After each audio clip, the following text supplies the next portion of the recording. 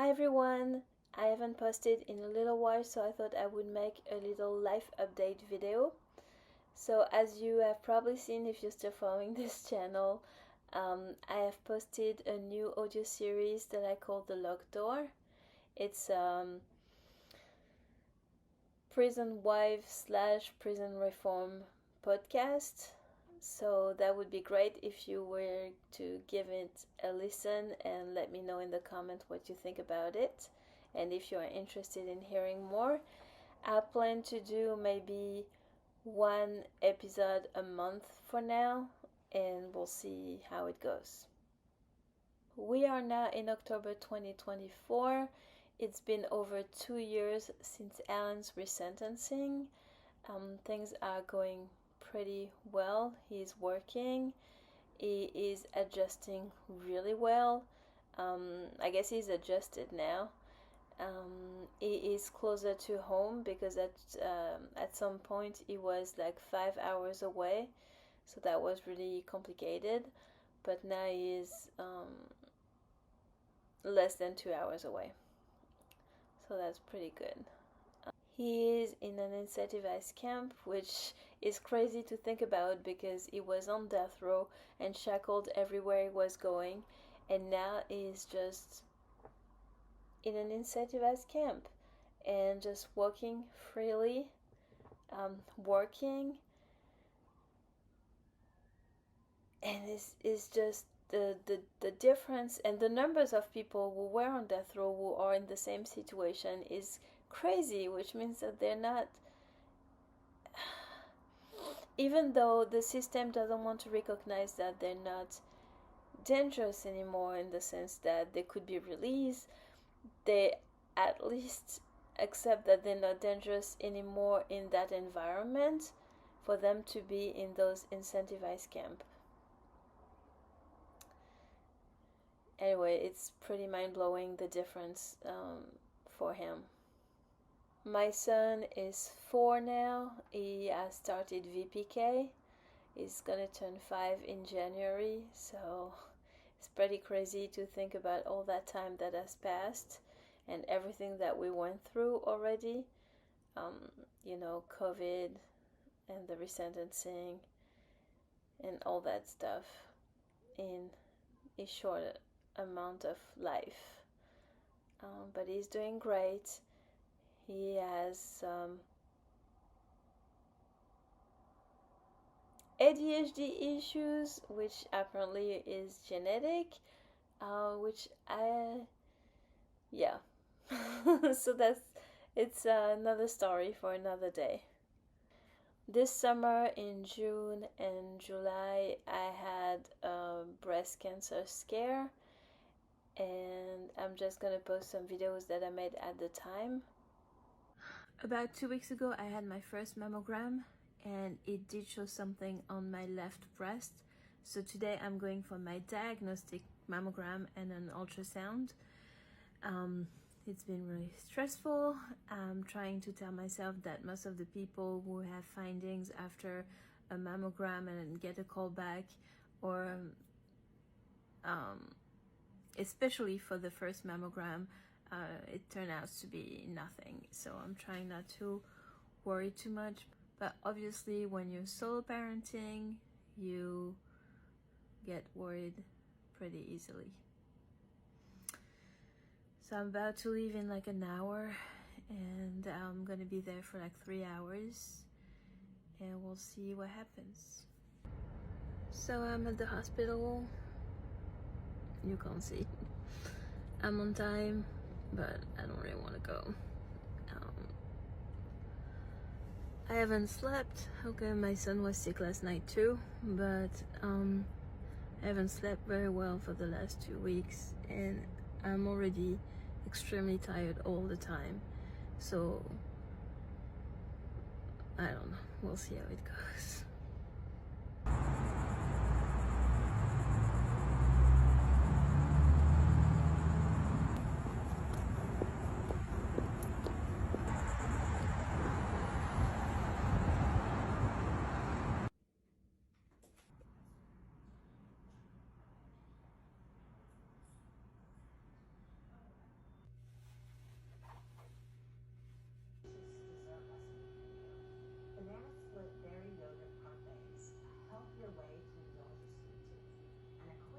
So I had the diagnostic mammogram and the ultrasound.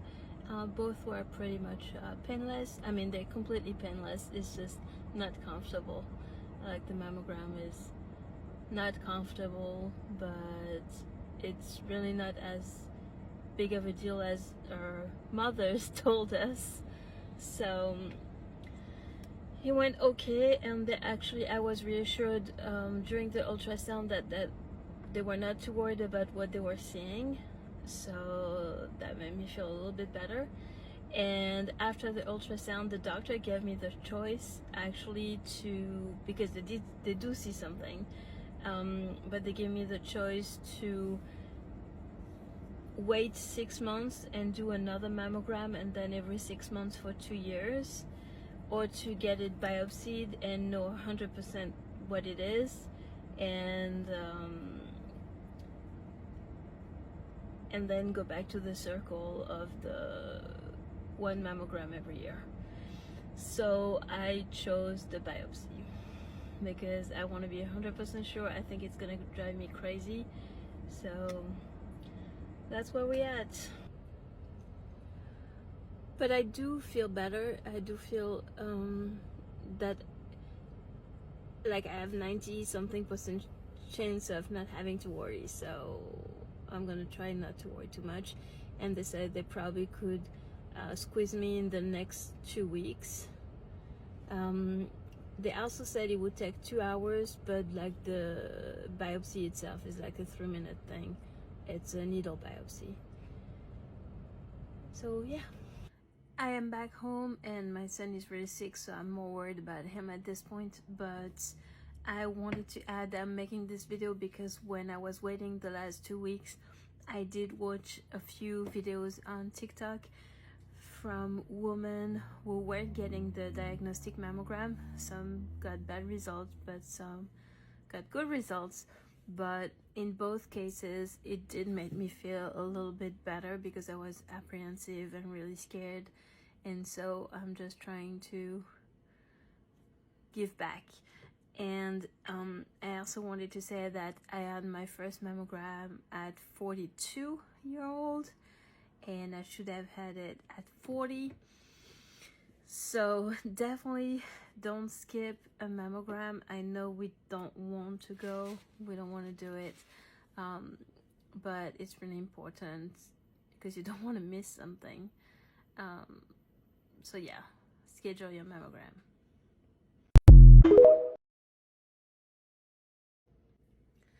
I had my breast biopsy this morning, so I wanted to come here and give an update and also kind of explain how things went. So if you have to go through that too, then you might not be as scared as I was. So they took me in the back, I changed to their gown, then they took me to a room, they took my blood pressure, they explained to me everything in details, how the biopsy was gonna go. They showed me the marker that they were gonna put in, the metallic marker.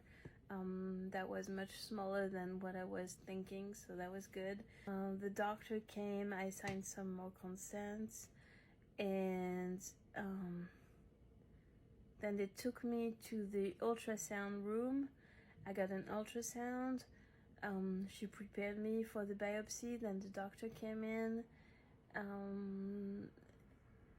To prepare me, she gave me like an ice pack, kind of numb the area before the lidocaine shot. So I got the shot. It was pinching, you know, it's not nice, but it wasn't that bad, I guess. And after that you're numb, and they kind of check that you're numb, and then they put the actual biopsy needle in you, and you see everything on the screen. And she did tell me, the doctor, I mean, she did tell me she was gonna that it was gonna make a loud sound, and it definitely, I saw some video before and I was terrorized after seeing the needle, and when they were like pushing it, in the sound it makes, and then the needle itself, I was terrified. So she did tell me that she was gonna push the button. I think she was counting 1, 2, 3 every time. She did it 3 times. I did not feel it. How can I say? I felt it, but it didn't hurt. You can kind of feel what they're doing, but it doesn't hurt really. But I was looking at the screen and seeing the needle and seeing the harpoon type thing, and I was starting to not feel too well. So I don't know, maybe don't look, but at the same time, like, I was curious. And I don't know if that's the reason why, but when she was done, I started not feeling good. I started feeling like I was gonna pass out. The doctor told me it was normal to feel this way. I forgot to say that after she did the 3 times biopsy, she put the marker in. Yes. So they gave me some ice. They kept me laying down for a while. Then they took my blood pressure again, which was surprisingly fine compared to before. Then I had to get another mammogram, low compression mammogram, just to check the marker and that it was placed correctly. I'm guessing it was because they didn't took me back to move it, so that was good. After the mammogram, she bandaged me up and put the ice, so I guess you can tell, like, my bandage. It's really, really tight. So it's all my boobs in my neck. I have the ice pack on the side, and I have to keep the ice for 30 minutes, remove it for 30 minutes, put it back for 30 minutes, all that until tonight. I have to keep the bandage until tomorrow. So if you do need to get a biopsy, I hope you won't be as scared as I was. I hope it will go well. It is pretty fast and it doesn't really hurt. It's just a weird, not comfortable situation. But that's it.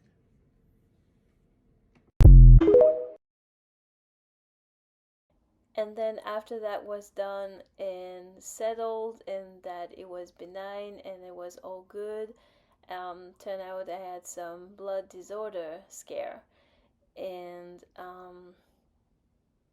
it wasn't it.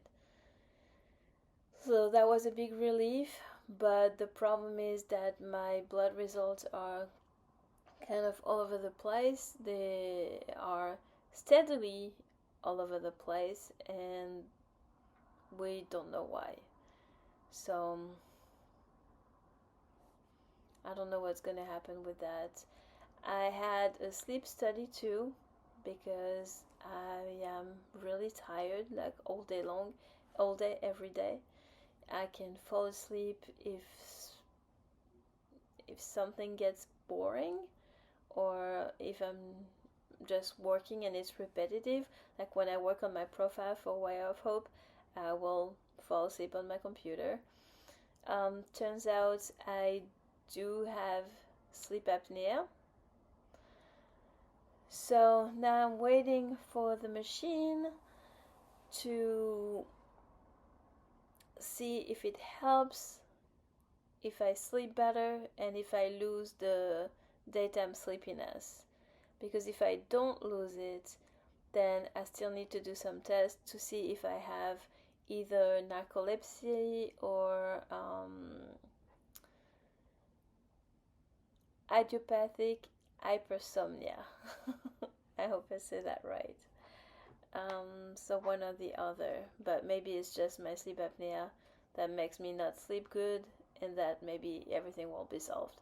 So we'll see. But I've been really, really tired for the last 6 months.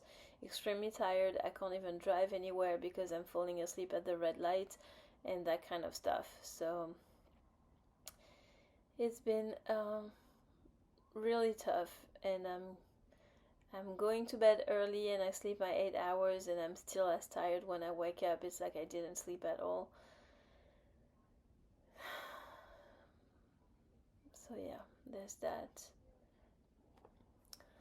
We went through 2 hurricanes in Florida, so Helene and Milton. With my regular job, I sometimes have to work in the shelters to help out when there is a hurricane, and I did during Milton, and I was there for 3 days, and it was um, what you can expect, I guess, of working in a shelter. Like it's long, it's long hours. Um, but we didn't have any damages to our house. I don't even know if we lost power because when I came back, all the power everywhere was restored. So, but yeah, I don't even know if we lost power. Um, so that was the great side, is that it wasn't bad at all in Jacksonville.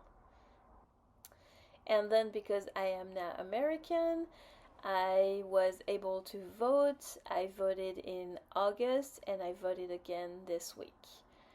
So I've I've done my part.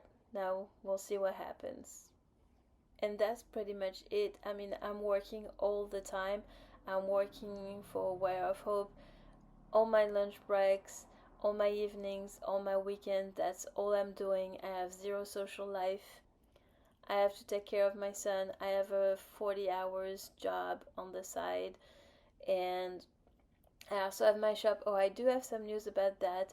I did a collab with Love Within Walls, the Prison Wife podcast, and we created some cards together. So they are available on my shop that I'll list below. It's pensionary.com.